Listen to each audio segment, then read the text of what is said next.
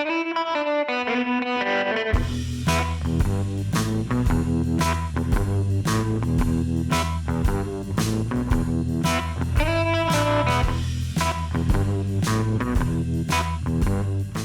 and welcome to the Imaging Wire Show. My name is Brian Casey and I'm managing editor of the Imaging Wire. We've got a great episode for you today. Our topic is driving efficiency in Neuro MRI.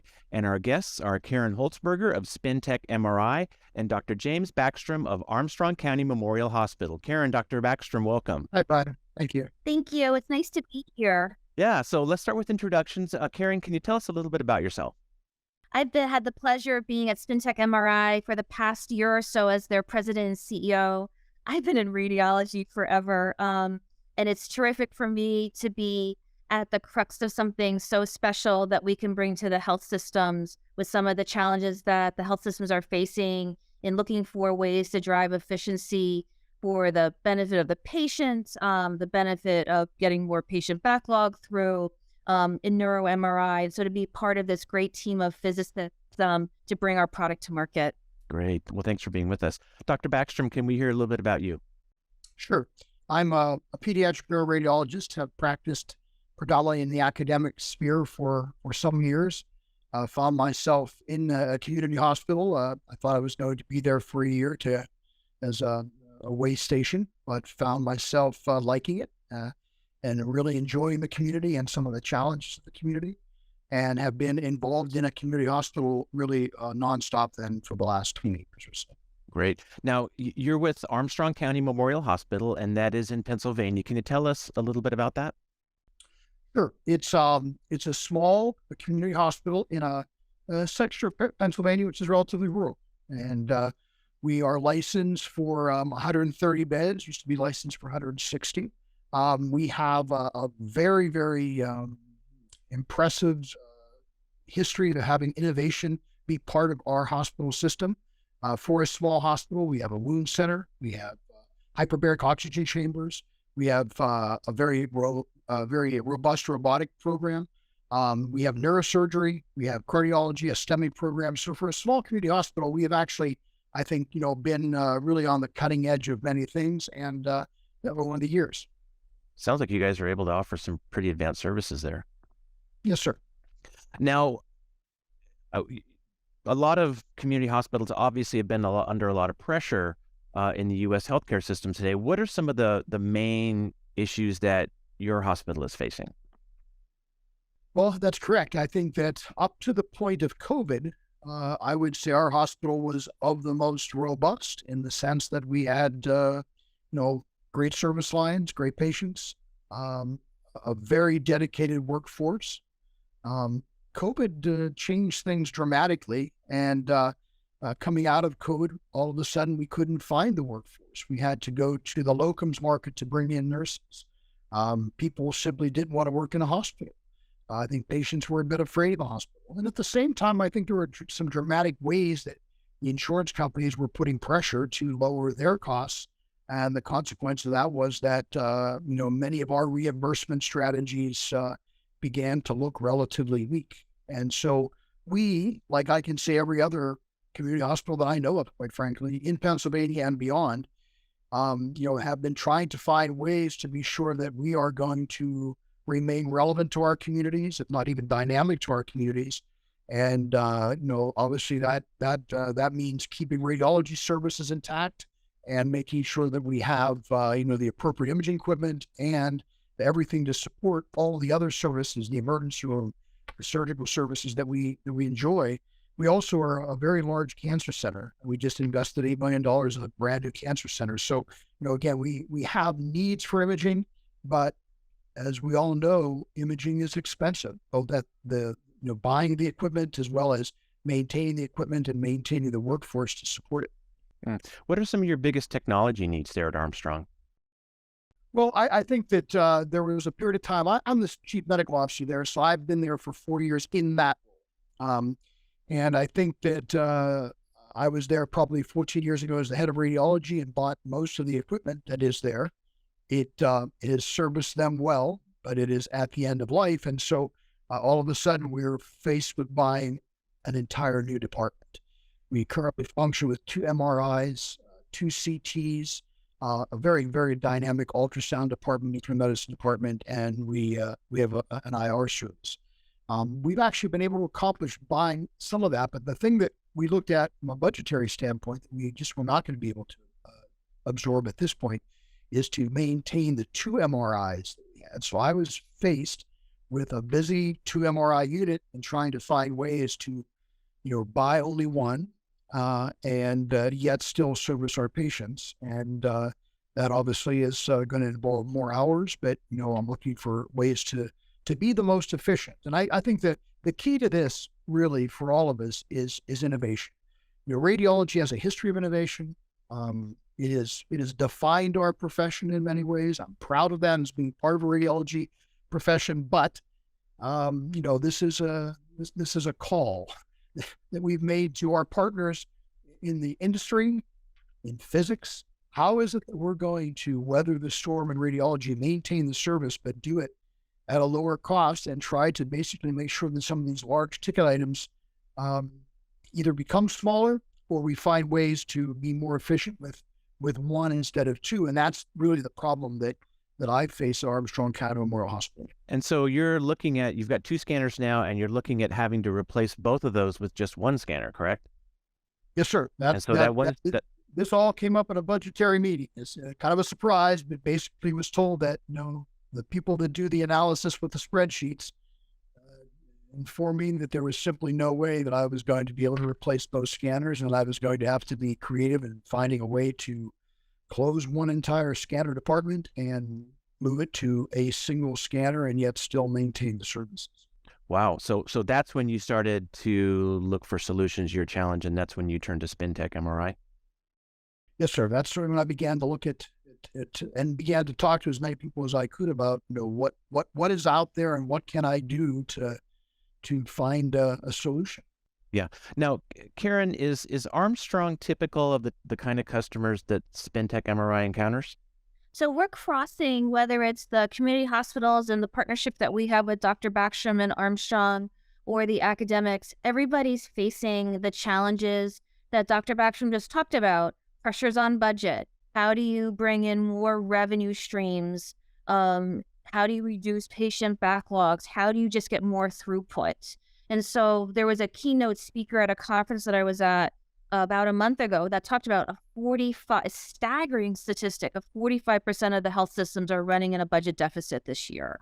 And so what Dr. Backstrom's facing is what his neighbors are facing too. How do I bring efficiency into the health systems? And so that's really where we're coming in with our solution stage. Now, when did you guys start working together? I understand it was at some point last year. Yeah, so we started, I was introduced to Dr. Backstrom last August, and, he came on as an early partner with us, giving us feedback as he was making a decision of, which manufacturer to go to, and how hopefully that we could start solving some of the challenges that he was facing as the chief medical officer, as well as a practicing neuroradiologist. And it's this whole balance of how do I scan as efficiently so I can put as many schedule slots each and every day? How do I make sure that the image clarity and quality is what is so I can make a good informed diagnosis for the best of the patient? As well as and it's an industry problem, there's this balance between speed and image quality. And after about probably 10 minutes, Dr. Backstrom, a patient gets really uncomfortable on those scanners.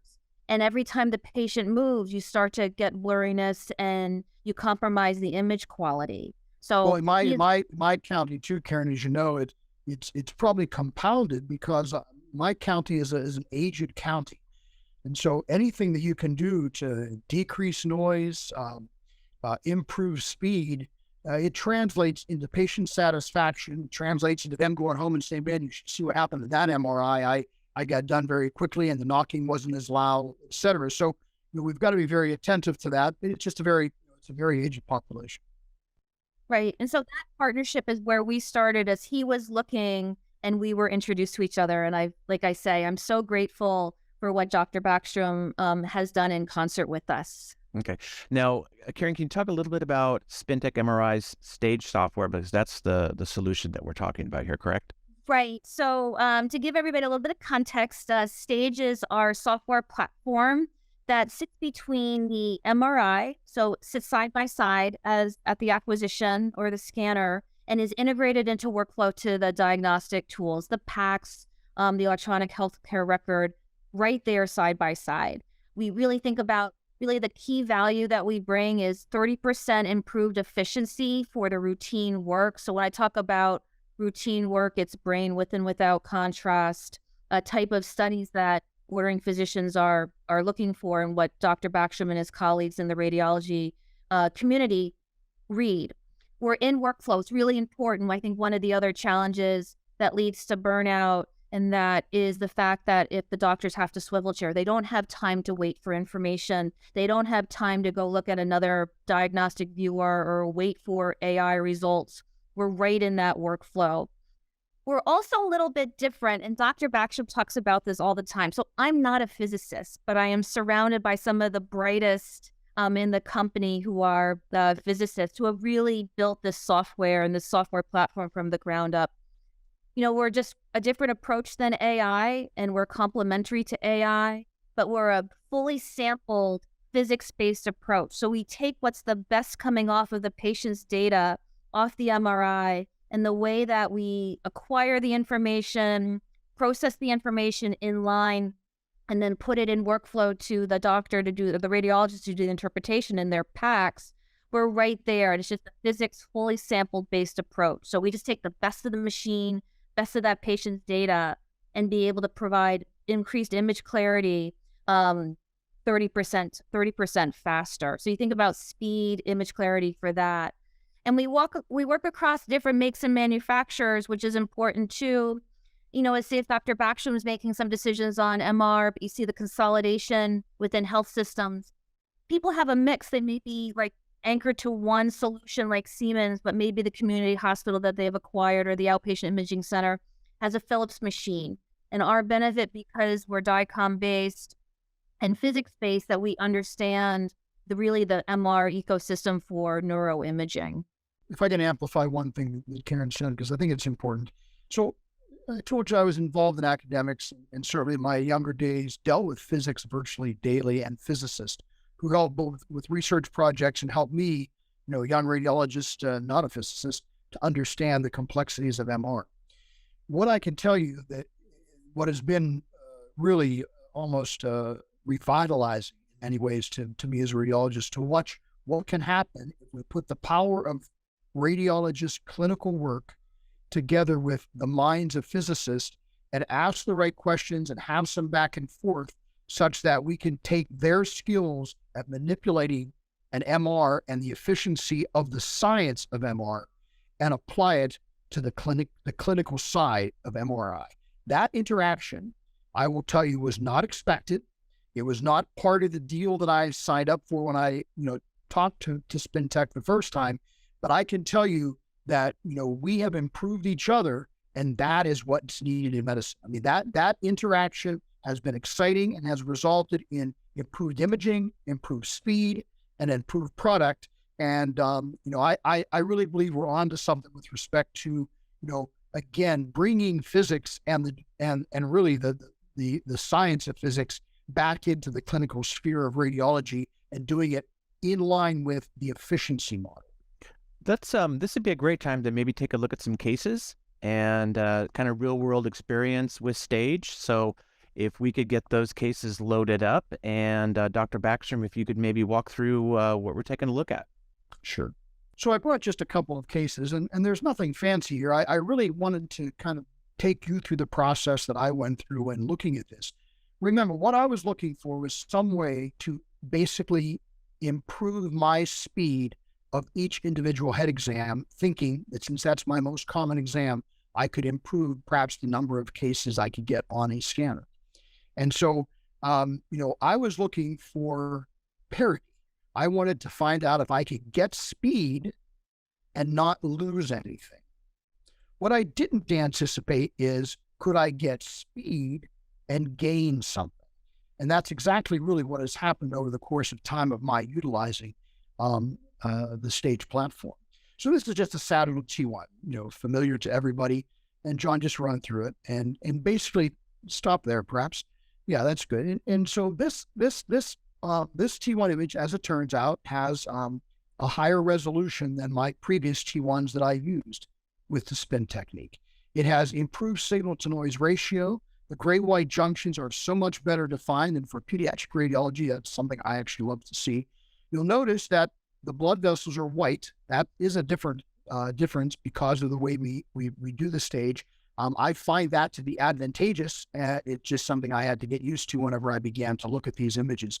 So overall, signal to noise ratio, better resolution, faster speed, just on a T1 weighted standard image. This is also acquired in a 3D fashion, so that, again, in a free sense, I'm getting sagittal, axial, and coronal if I indeed want them. John, can we go to the T2s, perhaps?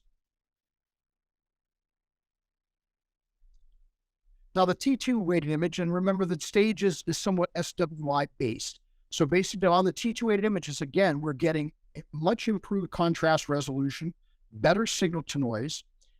What we find is that in those cases where we get such washout of T2 signal, where it becomes to overwhelm the image, on our T2 weighted exam and stage, we don't get that washout, and therefore get a much better contrast resolution, even amidst the bright T2 signal. That ends up being very advantageous when looking for brain tumors and when looking for brain tumor resection fields, as it turns out. In addition, we also, if there was a bleed here, we would see the signal blooming to much better effect than we would on any other routine image, because again, it is based on SWI image.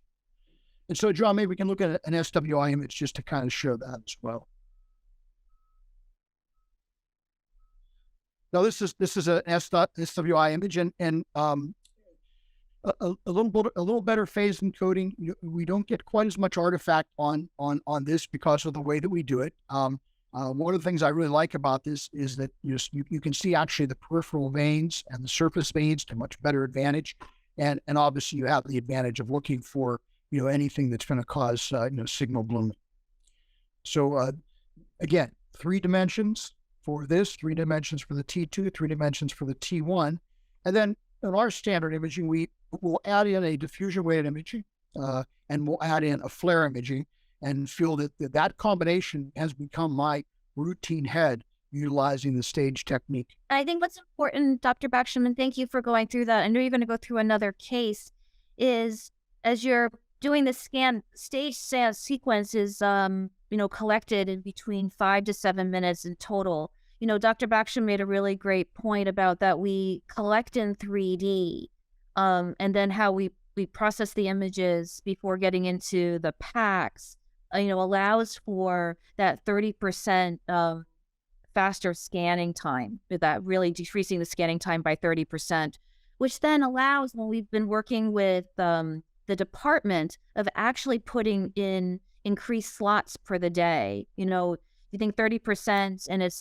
you're doing like 2 30-minute slots, and you can get that scan down to 20. You can actually start to create 1 hour per day on that MRI, which is really important as you go to your budget committee, saying like, what's the payback for this if I'm creating 1 hour per day to do just more scan time for the patients to really work down my backlog, whether it's in neuro or if you're doing spine work or knee work, just creating time that you're increasing your revenue stream back into the department. Right. Now, Dr. Backstrom, what are we looking at here? Yeah, well, and currently, just to add to that, we are seeing an add of 2, maybe 3 scans a day. We think that's going to increase significantly because our new scanner is going to have a much better head coil with a much better ability to process signals. So, we're quite happy with what we're getting, but we even look for better things to come. Again, this is just another case in the same fashion. This is perhaps a little bit more demonstrative. Some pathology, you can see a little bit of atrophic changes of the brain. And go ahead, John, just go towards the periphery. This is a standard sagittal T1. Again, we're looking at very good contrast resolution. This patient even had some motion artifact, and we're able to really control that, I think, quite well. We can see that gray white junctions and really the spatial resolution, contrast resolution here. Even the periphery of the brain is really outstanding. We again point out the bright T1 technique on this T1 exam, which is is unique to the way we're doing this scanner. And then perhaps just a T2, John, and then I want to go quickly to the SWI.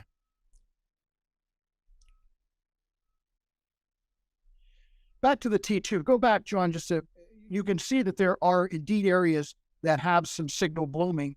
If we compare this to a standard T2, and on this one, we actually did compare it to a standard T2, nearly invisible. So again, with this particular way of doing a T2, we do have a much higher sensitivity at looking for small peripheral bleeds. Is that important? Well, certainly in the Alzheimer's disease patients and the amyloid angiopathy patients, and we now know that some of the new drugs that are coming out for Alzheimer's disease, it's going to be very important to look for small peripheral bleeds, to quantitate them over time as they're on these medications, and that's the requirements for the medications. And we actually have inside this technique the ability to actually quantitate some of these bleeds as well. So that's a new thing that I think that the company is working on that's very exciting. But you can see small areas of just punctate bleeds. Okay, John, I want to go just to the SWIs quickly. And again, in standard SWI, you can see again to great advantages as you'd expect these small areas of signal blooming. Okay, I think those are what I wanted to show you, Bert. Great. Well, these are amazing images. Anything in particular, like obviously these are all neuro cases, any particular neuro applications that you see it being really useful for? So we really, actually, Dr. Backstrom, you go first and I'll fill in. Yeah. Again, I have a pediatric bent. I will tell you the contrast resolution and the ability to differentiate gray white junction. This is great for heterotopias. It's great for looking for, gray white abnormalities of all types. There are the ability, obviously, to look at things that are hemorrhagic, cavernomas, trauma, shear injuries. For instance, we have a large athletic population. Those type of things are very well demonstrated on the scans that we're currently doing. And remember, my utilization of this has been a relatively short period of time, but in so doing it clearly has kind of revolutionized the way I look at things, and that actually has decreased the amount of time that I'm spending with each individual exam, because I'm gaining more and more confidence knowing that I've got a pretty tight package that allows me to do most of the diagnostics off the standard stage imaging. Karen, anything you'd like to add there? No, that was just really well said. So thanks.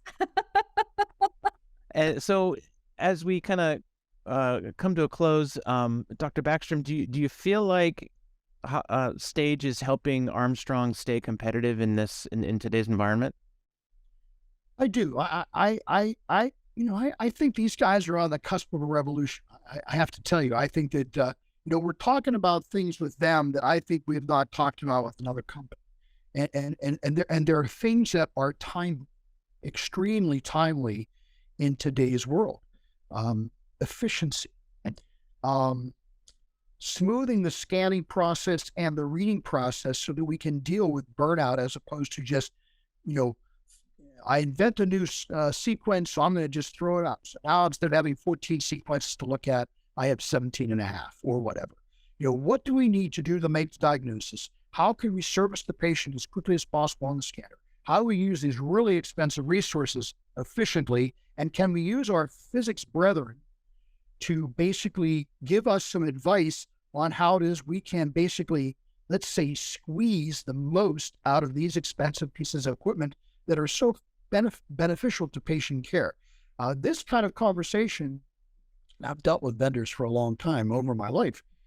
This kind of conversation has been energized, I have to tell you, because I think their passion is that they have a product that they know is sort of timely, and that how can they basically service it and make it so that, we are saving money. We are buying one scanner instead of two. These are, that's $1.5 million. For a budget like mine, that's a chunk. You know, That's a big deal. That's a big deal. Karen, any parting words? What can we expect next from SpinTech MRI and Stage? I think it's an exciting time for us as we continue to commercialize and scale the solution set of Stage and working with, Dr. Backstrom and others. I think for us that I know and my passion is always is how do I bring technology to doctors to improve how they work, improve patient outcomes. And I think with our technology that we can do that. And then honestly, the most pressing problem that the health systems are facing is like, how do they bring revenue in? So a solution that is physics-based that can prove out an ROI because we create time on the machine, to be able to put that into the hands of the health systems in the U.S. And that's what we're going to be working on this year. Great. Well, we'll look forward to seeing it. Well, Dr. Backstrom, Karen, thank you so much for being with us today. It's been a pleasure. No, it's been wonderful. Thank you for having us. thank you, Brian, very much. Thanks to our audience. Signing off for the Imaging Wire, my name is Brian Casey.